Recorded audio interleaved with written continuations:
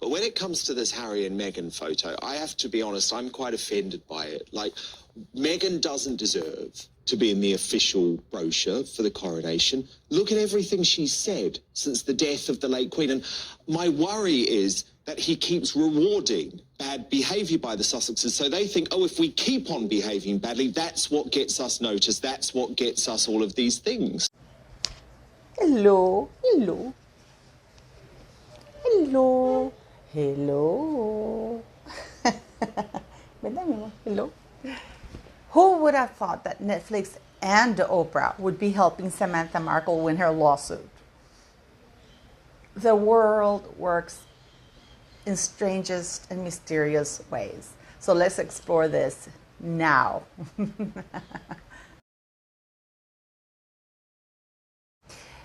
Before we start, I want to thank you all for liking, sharing, subscribing, commenting. I tried to get to as many comments as possible. I would like to thank you guys for donating to the PayPal channel and the video description. That really makes a lot of a difference, especially now that they've stolen some of the things from my farm. You know, some stuff that we used to irrigate the plants with, it was stolen. So I was informed about it this morning. So yes, anything is very much appreciated. But mostly thanks for watching and supporting the channel.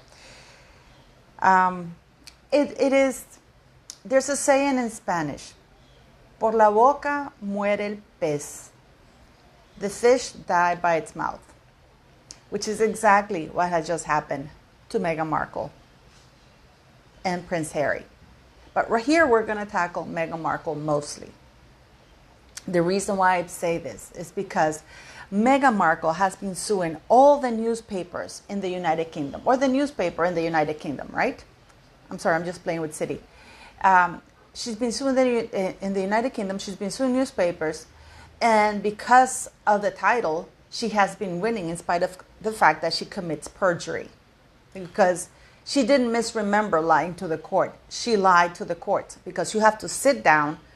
She issued a written statement and it was supervised by her lawyers. She knew very well that she was lying. She knew very well that she had cooperated. You know, so just a little bit of things so you know. You know how Palace knew that Princess Diana had cooperated with Andrew Morton?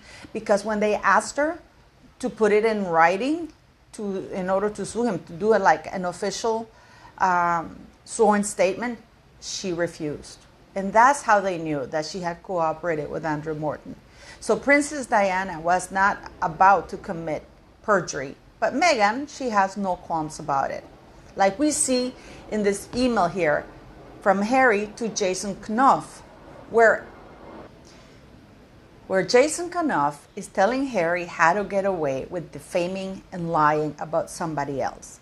He's telling him, you shouldn't be approaching your friends directly or asking your friends directly how to do this. So basically, Jason Knopf is telling him how to commit a crime. Not a crime, but yeah, how to get away with what they're doing, which is defaming his entire family, his father-in-law.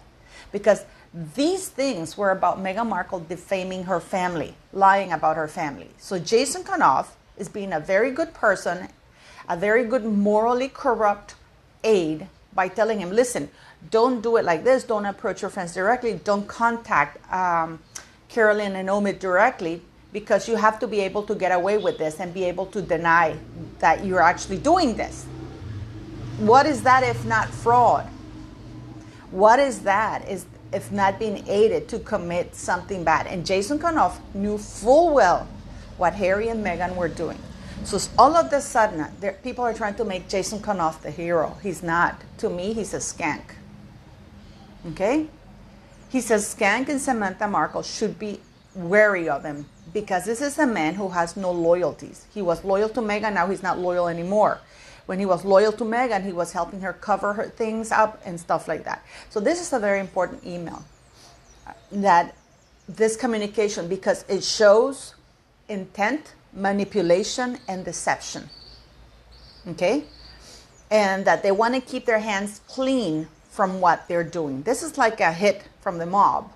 that the boss never really gets involved directly. He always has like third parties to the point that nobody can really pinpoint where it came from. So this would be a good thing for Samantha. I don't know if she can include it now in the lawsuit, because I think everything, all communications between Jason Kanoff and everything was dismissed. But I think she might be able to include this email, because it goes to show Harry's and Meghan's modus operandi of hiding or using third or fourth or fifth parties to do whatever.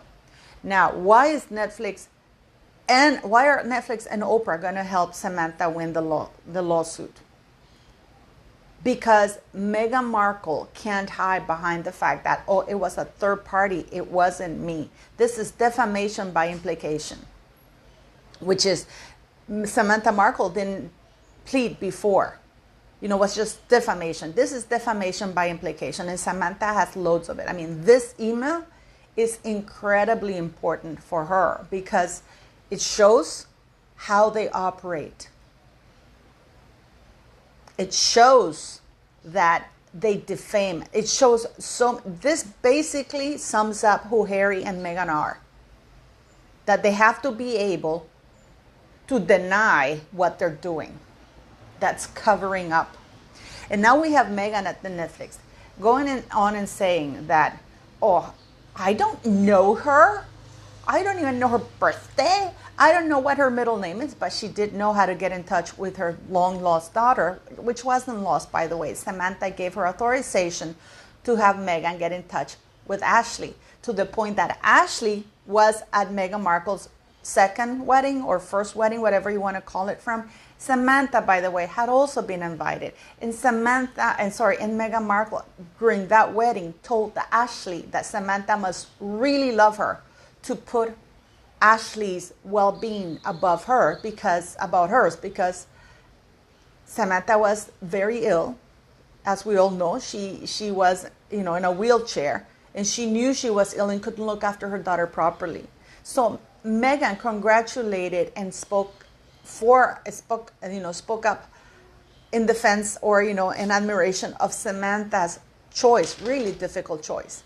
So for Meghan to actually have Ashley there, it's a very big deal. And I mean, Meghan thought that she was being smart by showing this trump card, like sorry. Siri, toma.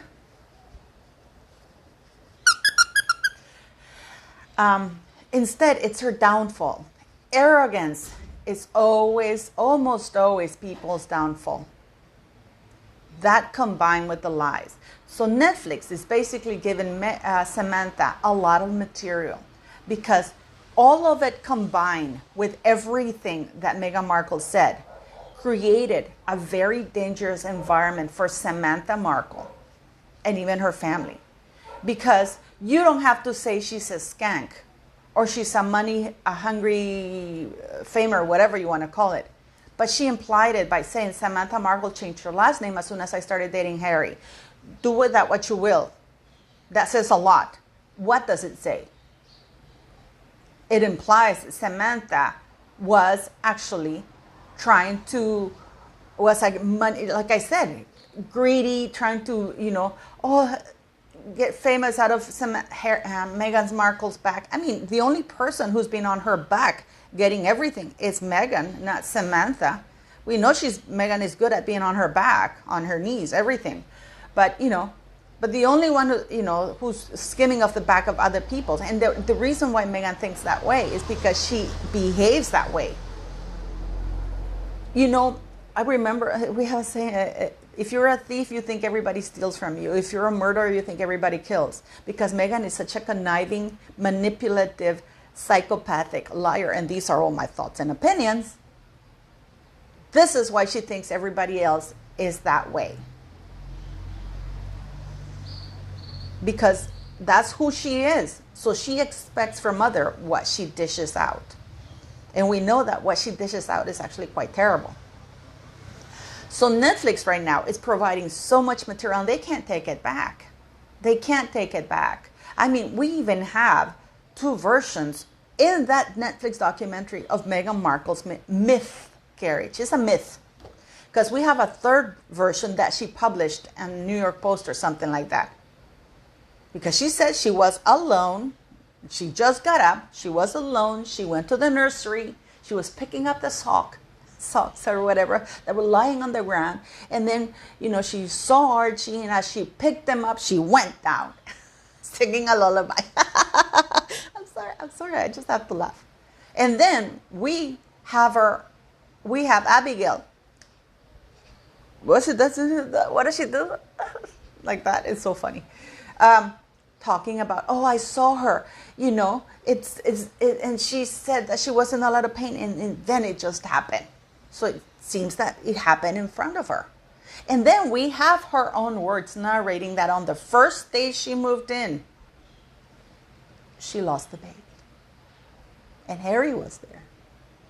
So, but the most important thing is that you don't need to, I have so many family members that I'm very close to. I have a lot of first cousins, guys, and I don't know their birthdays. I miss them. I'm thankful for Facebook, because Facebook reminds me, it's so-and-so's birthday. Or, they call me, they're going to have a party or whatever. But for Meghan Markle to say those things, and this is why you have to be careful what you put out and what you write. But the most important thing is that Netflix, I wonder if Netflix is going to do a show about that. Now, in the Oprah interview, it is very telling how Oprah is really helping Samantha in the sense, again, where Oprah allows Meghan arrogantly to basically lie through her teeth, defame everybody unquestioned.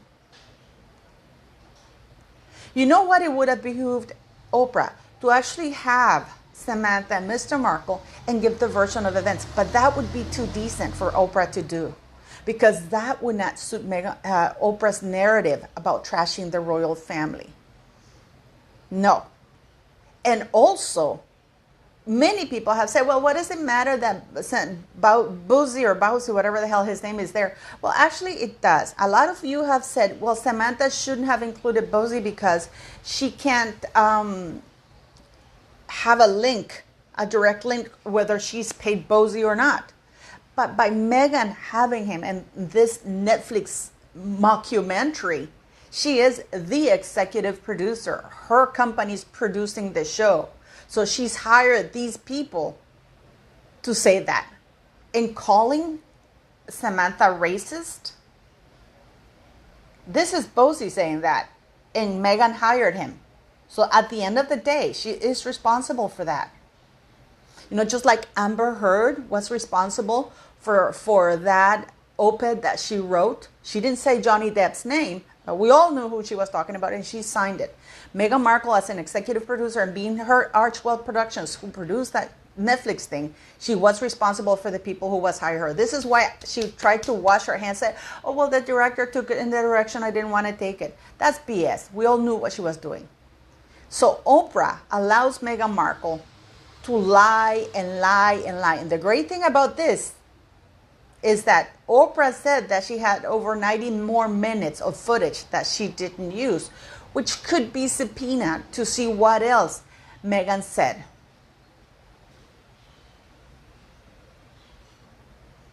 To see what Meghan said. There's so much.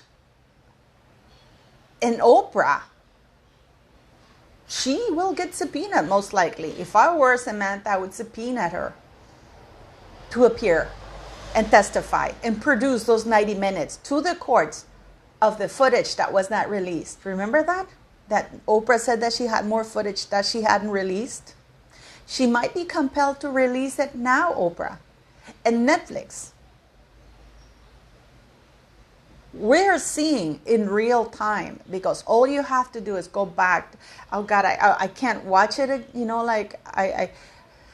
I tried watching it, but I just couldn't really. So, but we have so much. I watched actually the episode of Meghan trashing Samantha. Sorry, that's City. Of Meghan trashing Samantha. That's the episode I watched. I also watched the episode of Colonialism 2.0, where they say that all of the Queen's work has been Colonialism 2.0. Yet Harry and Meghan were okay with being the president and vice president of the Queen's Commonwealth Trust and promote the better up. So this is why I'm telling you that Netflix and Oprah are helping Samantha Markle win the lawsuit, because she can't walk back everything she said. And with that email that Jason Kanoff sent, between Harry and Jason Kanoff, where Jason Kanoff is instructing Harry or advising Harry on how to get away with defaming his father-in-law, because this is around the time that Meghan wanted to defame her father, and then she had her friends publish that thing with People magazine, as Abigail Spencer so proudly said and admitted to. So Abigail Spencer might find herself being called to testify, because she's the one who organized the whole thing with People magazine. Now, if Abigail Spencer was able to come out, now the 5 witnesses, the other people, might be compelled to come out, because once you go public with that kind of thing, you can't pull it back. You can't say, I now want privacy. You can't, because she publicly admitted that. So it's going to be very interesting, all of this. Because as you can see, I posted that email so you can see it and you can read it, where Harry is saying, that's a good idea. That way we can deny that we had anything to do with this. This is, please keep in mind, and I know many of you are going to say, oh, well, he changed his mind.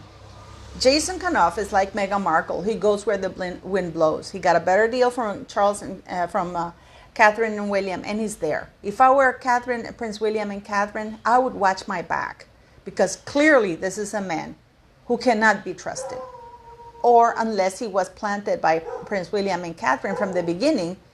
But I don't think so, because they don't think that way.